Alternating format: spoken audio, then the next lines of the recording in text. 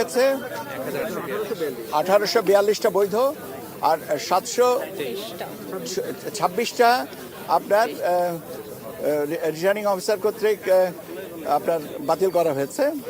তিনটার মধ্যে আলোচনায় আসেনি।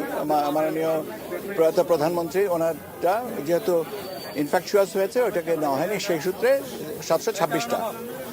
এখানে আমরা অঞ্চল ভিত্তিক আপনার আপত্তি জন্য দাখিল করার জন্য আপিল দাখিল করার জন্য আমরা ব্যবস্থা করেছি। যারা বৈধ ঘোষিত হয়েছে তাদের বিরুদ্ধে অথবা যাদের অবৈধ ঘোষণা করা হয়েছে তাদের বিরুদ্ধে উভয়ের ক্ষেত্রেই আপিল করার সুযোগ আছে। এবং আমরা এখানে এই আপিলের ব্যবস্থাটা আগামী 9 তারিখ পর্যন্ত চালু থাকবে।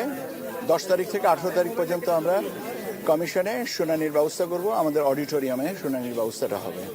তো সেই পর্যন্ত আপাতত এইটুকুই। আর দেখেন, আপনারা তো আছেন, আমাদেরকেও তথ্য দিয়ে সমৃদ্ধ করেন, আমরাও আপনাদের সহযোগিতা চাচ্ছি। ধন্যবাদ। প্রার্থীরা হলফনামা দিয়েছেন, হলফনামা আপনারা যাচাই বাছাই করবেন কিনা? এটা তো হচ্ছে যে এটা তো পরের ব্যাপার। আজকে হচ্ছে আপিল নেওয়ার কথা। হলফনামা যেটা দিয়েছেন এটা তো প্রসেস অনুযায়ী বাছাইয়ের ক্ষেত্রেই তো এটা করা হয়েছে।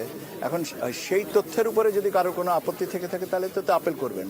তো যেটা গ্রহণ করা হয়েছে, আমি তো বললাম যে যেটা গ্রহণ করা হয়েছে সেখানেও আপত্তি থাকতে পারে, কেন গ্রহণ করা হলো, আর যেটা গ্রহণ করা হয়নি কেন করা হয়নি, দুই কেনরই উত্তর আমরা আপিল নিষ্পত্তিতে দেখব। সেটা হলফনামাই হোক, 1% স্বতন্ত্র প্রার্থীদের ক্ষেত্রে 1% ভোটার এবং তার যাচাই বাছাইটাই হোক, বা যেটাই হোক না কেন, নির্দিষ্ট কোনো কারণ এক একজনের ক্ষেত্রে এক একটা কারণ হবে। কোনো একটা নির্দিষ্ট কারণকে তো ব্যাখ্যা করা সম্ভব না, বা আমরা বলে দিচ্ছি না যে রেস্ট্রিক্ট করছি না যে এর বাইরে আমরা আপিল নেব না। আপিল করতে পারেন, সংক্ষুব্ধ ব্যক্তি যে কোনো বিষয়ে আপিল করতে পারেন। আমরা কাগজটা নেব, পরীক্ষান্তে সিদ্ধান্ত দেওয়া হবে। ধন্যবাদ আপনাদের।